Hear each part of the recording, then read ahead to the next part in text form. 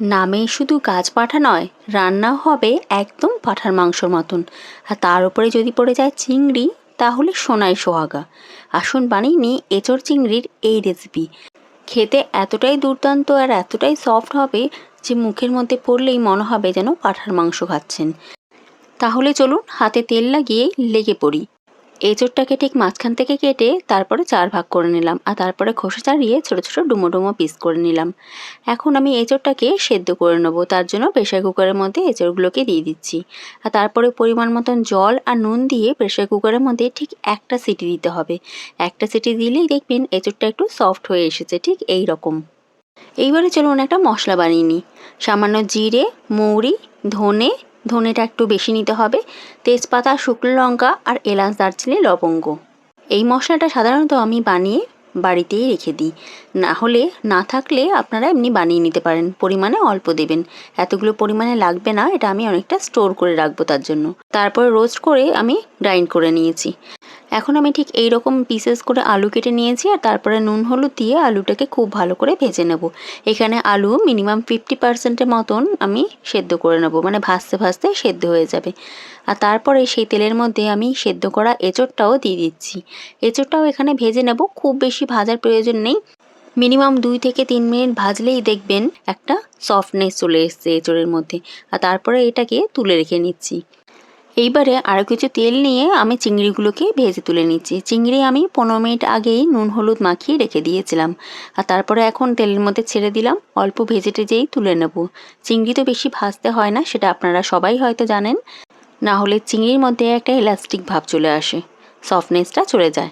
চিংড়িটা তুলে রেখে নিচ্ছি এবং সেই তেলের মধ্যে ফোড়ন দিয়ে দিলাম একটা গোটা তেজপাতা আর 2টো শুকনো লঙ্কা, আর দিলাম এলাচ, দারচিনি, লবঙ্গ আর সামান্য জয়িত্রী। আর তারপরে কুচি করে রাখা পেঁয়াজ দিয়ে দিচ্ছি। পেঁয়াজ আমি ব্যবহার করেছি 3টে বড় পেঁয়াজ। পেঁয়াজ একটু বেশি দিলে এই রেসিপিটা খুব ভালো হয়। আর তারপরে কাঁচা লঙ্কা আর 3 চামচের মতন আদা রসুন বাটা দিয়ে দিলাম। সবগুলোকে খুব ভালো করে নাড়িয়ে চাড়িয়ে একটু কষিয়ে নেব। যখন কাঁচা ভাবটা কেটে যাবে তখন এখানে মিলিয়ে দিলাম টমেটো আমি ছোটো সাইজের টমেটো নিয়েছিলাম, প্রায় 3টের মতন টমেটো পেস্ট করে নিয়েছিলাম, সেটাকেও মিশিয়ে দিলাম।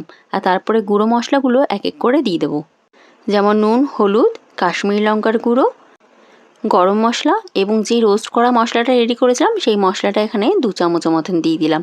আর তারপরে জল দিয়ে সব মশলাগুলোকে খুব ভালো করে কষিয়ে নিতে হবে। আমি এখানে ঢেকে ঢেকে একটু কষিয়েছি যাতে কষানোটা খুব ভালো হয়। যখন দেখবেন মশলা থেকে তেল ছেড়ে দিয়েছে তখন এক এক করে আলু আর ভেজে রাখা এঁচোড়ের টুকরোগুলো দিয়ে দিলাম। এইবারে খুব ভালো করে নাড়িয়ে চাড়িয়ে নিতে হবে এবং এটাকে কষিয়ে নিতে হবে।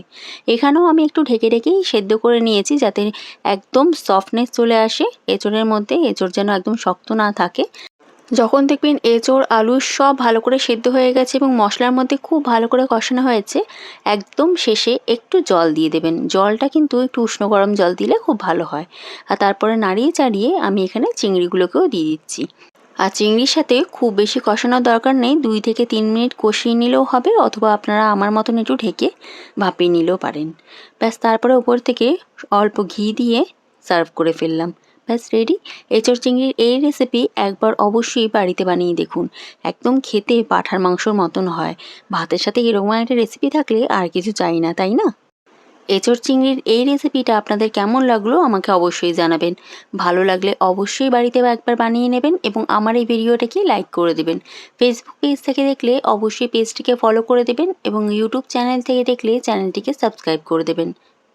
ভালো থাকবেন, সুস্থ থাকবেন। আসছি নতুন ভিডিওতে নতুন রেসিপির সঙ্গে। এখনকার মতন ধন্যবাদ।